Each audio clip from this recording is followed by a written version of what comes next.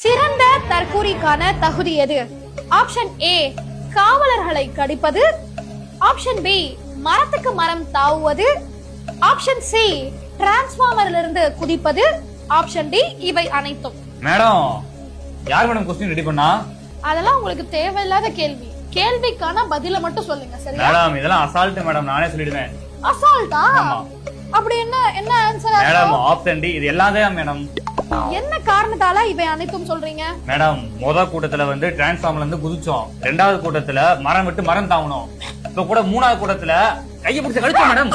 யோ தம்பி, இந்த மாதிரி எல்லாம் பண்ண கூடாது தம்பி, புரியுதுல? மேடம் இந்த மாதிரி பண்ணாதான் நாங்க தற்கூரி தற்கூரி தற்கூரி. ஐயோ அது மூஞ்சில இருக்க துண்டா அவருப்பா. மேடம் இது மட்டும் அவுக்கவே கூடாது, தலைவர் எப்பவுமே சொல்லியிருக்காரு துண்டு வந்து கழுத்துலயும் தலையிலயும் எப்பவுமே இருந்துட்டே இருக்கணும், இதெல்லாம் வெற்றி குறி மேடம். சரி இருப்பா, ஆப்ஷன் டி லாக் பண்ணிடலாமா? மேடம் கண்டிப்பா எனக்கு தெரியும் இதான் ரைட் ஆன்சர். சரி இருங்க. Computer ji lock option D இவை அனைத்தும்.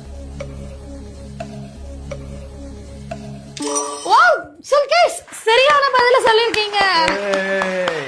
எனக்கு தெரியும் மேடம்.